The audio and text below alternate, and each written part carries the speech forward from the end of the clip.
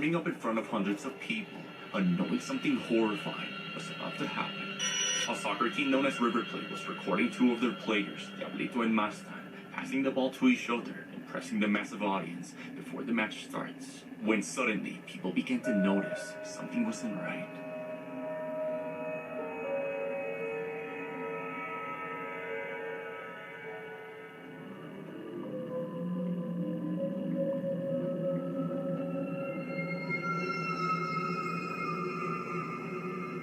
Huh?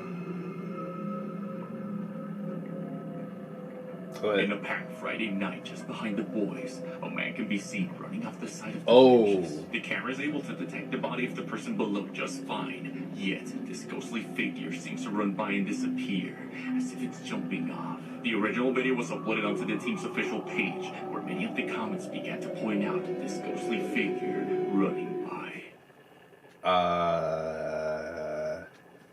It's like for a second I thought the guy was talking about how there might be like clones of that soccer player, because those two players looked exactly the same. They're probably twins or something.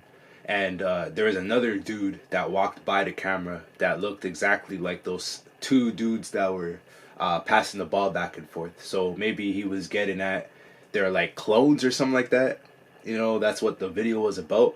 Then he showed the like ghost running across the bleachers. Like, bro, what the, like, that looked crazy, man. That looked like a legit ghost. I don't know, like, you can probably use CGI for something like that, but that video, that looked pretty sketchy, man. I'm not gonna lie, man. In theory, the white angel can precisely cut off your brain nerve and blood vessels, and then spend a few hours to reconnect them with the other body's blood vessels and nerves, and then cut off the muscles and bones from the previous body until the skull is completely separated from the original body. Next, in a short period of time, all the tissues are quickly transplanted to the new body and reconnected. If you can complete all the above steps without any accidents, your brain will wake up in the new body and retain the original memory and personality. And you are just a new body. Bro, what? Yo, that's actually insane.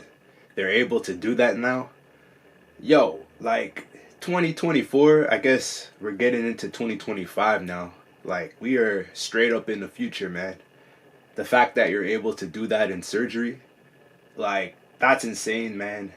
You, like, you get into some, like, crazy accident, you mess up your entire body, and then you wake up, and, like, your body's completely different, your head's, like, the same, but you wake up, like Frankenstein. That's what it reminds me of, man. 86 centimeters. Okay, so it's 75. Oh, yo, that's crazy.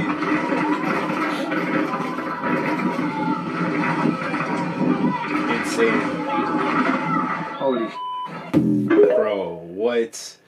Like, yo, the courage to like want to do a trick like that is insane. He's obviously a skilled, experienced biker. Probably been doing it for like years and years to be able to do something like that.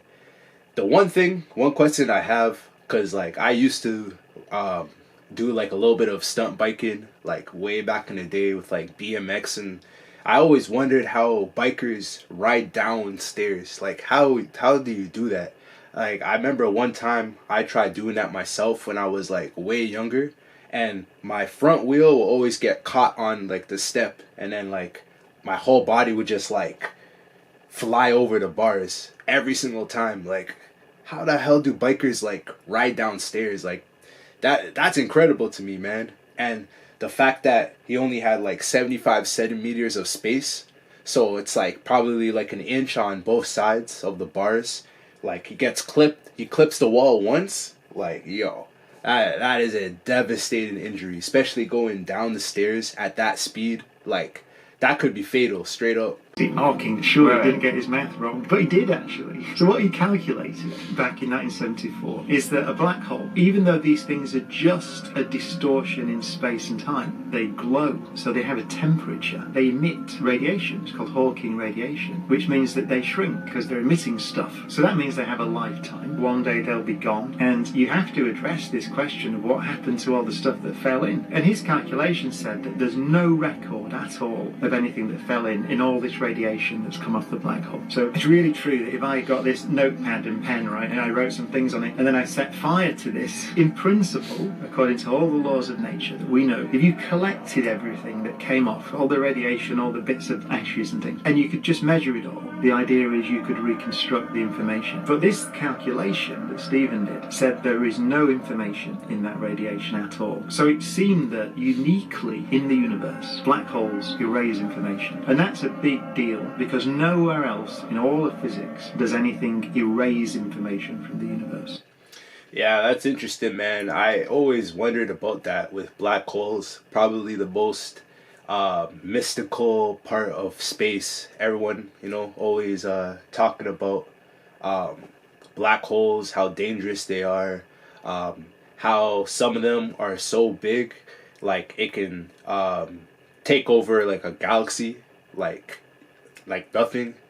And they always say it's like a wormhole that leads to another like dimension or another like universe, like far, far away, right? But then you're getting there in like a split second because like you're going through the black hole. What I always thought is if anything goes through a black hole, it immediately gets eviscerated. So like, you're not finding yourself in like another world, like in another part of the universe. I feel like everything just gets completely like torn apart. So like, I don't know. I'm not a scientist or anything, so right. But that was always my assumption about black holes. And it's not like you're going to another like world where there's like other random planets like across the universe. I mean, it could be that, but you probably won't make it through the journey of going through that like black hole, right? Ryan, what we got? Got a little tiny home here. So it is 4 feet by 7 feet, so it's 28 square feet total. I want to show you around a few things. Take a peek. Okay, I'm gonna sit right here in the corner, okay, Ryan? Okay. Mind you, I'm about 6'2". I'm 6'1". I fit in here, I got a lot of space. Yep. So inside here you got your ventilation. This is really important for the winter time, for the summertime. You can keep all your heat and you can cook. Right here, you got a desk. That's the way you can eat, do your artwork, do whatever you gotta do. Down below the desk, you got some more storage. Right there, that's where I keep the bedding for the unit. You got a microwave up here. You got some running water right here. Just to make sure you're safe when you're cooking, you got a smoke detector, carbon dioxide detector here. It's got to be safe, right? That's 100%. And if you happen to have, your cooking gets a bit too spicy, you got yourself a fire extinguisher. That's crazy, man. Below the sink here, you got a 20-liter water tank. Up here, this is where you store all your kitchen stuff. I got a propane burner behind me. And then Where do we sleep, Ryan? when you're ready to go to bed, I grab this back cushion, put it down, move it over.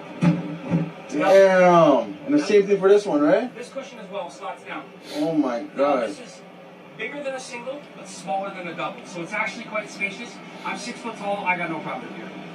Damn, Ryan, thank you so much. And where can people find you? They can find me at my website, tinytinyhomes.ca. They can find me on Instagram at tinytinyhomestoronto, or they can find me on TikTok, tinytinyhomes. Right, man, appreciate you. You're doing God's work. Blessings, brother. It's a Toronto man. That's what I was thinking with the Raptors hat. But I mean, there's like American Raptor fans. There's Raptor fans everywhere. So but and even the way they were talking, I had like my assumptions that this is Toronto. This is like a Toronto TikTok, and yeah. That's cool though. That's gonna help a lot of people who live in the streets, homeless. They got nowhere else to go, so they buy one of these. It reminds me of another video.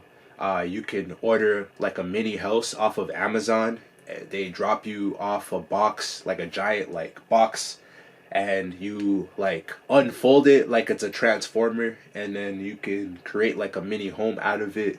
This video sort of reminds me of that, and I can see more and more people starting companies making these kind of things because it's gonna make them money, man. It's gonna sell. I don't think they ever liked Drake. They used to like Drake. But the man done put so many people on. How many people don't? I mean, think about it. He too easy to hate on. Everything going right. Nigga tall, light skin, got curly hair. All the women love him. All his music good. Got a whole bunch of money. Ain't even from America. He too easy to hate. Then you got Kendrick Lamar. He grew up like us. He put his mama Van on his album cover. He struggled for real. His daddy drunk asking for the dominoes. Right. He had to grow up in Compton. Nigga, it's rough out. Drake ain't had no struggle in his life. No. He was doing good in Canada. He was dancing with his white friend, Jewish uncle. They having bar mitzvahs, good investments. You feel me? Yeah. His mama family got that check. Kendrick going through it, bro. Yeah. He had a rough life. That's too. Drake shouldn't have messed with him anyway. You don't start with nobody from Compton. Compton? Hell no. They've been running the rap game since '91. Right. Why would you do that? Out of all the people to beef with? But I'm telling you, Drake, he's still Drake though. Yeah. He could drop one of them. Oh, he been drop a whole R&B album and don't even worry about no rap no more. He good. But that was very interesting. A big salute to Kendrick Lamar. He took it to another level on that. Yeah, man. Like, I'm thinking the same thing. Everything. Carlos Miller. This guy is funny, man. One of the funniest people out there. 85 South Show. Wild and Out. That's like where this guy's from, man. I agree with him. Everything that he's saying, like it's pretty, like it's kind of true, man. Like Drake, he grew up like doing well. He was on a TV show. Like he wasn't the richest kid. Like I'll definitely say that he wasn't the richest kid, but I mean his dad was a famous musician. He was on a TV show.